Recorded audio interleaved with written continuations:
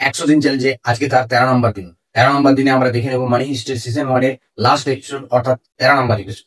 13 নম্বর এপিসোডে আমরা প্রথমেই দেখতে পাই যে ডেনবার প্রফেসরকে কল করে প্রচুর গালাগালি করে, এবং আমরা দেখতে পাই হেলসিঙ্কি অসলোকে নিয়ে এসে তাদের অফিসে শো করায় দিয়ে এবং তার ট্রিটমেন্ট করবে বলে সবাইকে বলে। তারপরে আমরা দেখতে পাই যে অ্যাঞ্জেল মরিও রাকেলকে কল করেছিল যে প্রফেসর সালভাই হচ্ছে প্রফেসর যে ওই রয়্যাল মেড অফ স্পেনে থাকা চোরেদের সাহায্য করছে, সেই মেসেজটা দিবার জন্য। কিন্তু রাকেল মরিও কল না তোলায় রাকেল মরিওর মাকে ওই মেসেজটি ভয়েস মেল করে দেয়।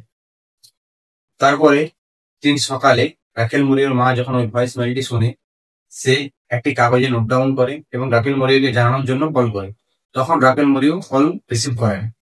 তারপরে রাকেল মরিওর মা প্রফেসরকে কল করে ওই গুরুত্বপূর্ণ মেসেজটি বলে, এবং প্রফেসর ওই মেসেজটি শুনে সে একদম হতভম্ব হয়েছে। তার কাছে কোনো এই প্ল্যানের তোড় ছিল না, এমনকি প্রফেসরের কাছে সব ধরনেরই প্ল্যানের তোড় ছিল, কিন্তু এই জিনিসটার তোড় তার কাছে ছিল না।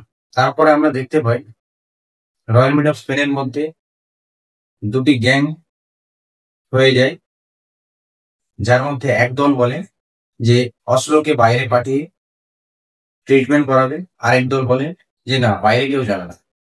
দিয়ে হেলসিঙ্কি তাদের দুইটি দলকে শান্ত করায় এবং বলে যে হেলসিঙ্কি অসলো কোথাও যাবে না, এখানেই থাকবে।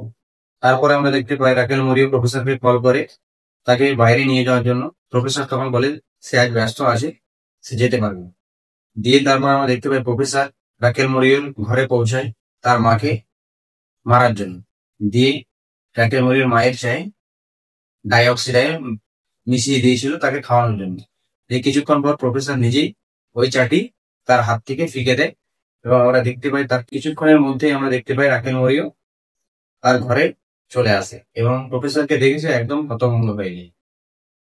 তারপরে আমরা দেখতে পাই রাকেল মরিও তার স্কোয়াডকে কল করে বলে যে একটি জায়গা খোঁজ করতে যেখানে তারা থাকার সম্ভাবনা আছে। দিয়ে তারা ফাইনালি সেই জায়গাটি খুঁজেও পেয়ে যায়, এবং রাকেল মরিওর সেই অবস্থায় ওই জায়গাটি যাওয়ার জন্য প্রস্তুত হয় এবং প্রফেসরকে বলে যে সে ড্রাইভ করে যেতে পারবে না, তাকে ড্রাইভ করতে। এবং তারপরে আমরা দেখতে পাই সে ঘরটিতে গিয়ে ফরেন্সিক ল্যাবের লোক এবং পুলিশ স্কোয়াড বিভিন্ন ধরনের সুরাক পায়। তারপরে আমরা দেখতে পাই বার্লিন এবং প্রফেসরের মধ্যে কথোপকথন হয় যে যেই রকম পরিস্থিতি হোক না কেন বার্লিন প্রফেসরকে বলে যে সে না ধরা দেয়, এতটুকুই বাধা তার কাছ থেকে নেয়। এতটুকুই আমরা দেখতে পাই সিজন 1-এর লাস্ট এপিসোডে। যদি ভিডিওটা ভালো লাগে লাইক করবেন।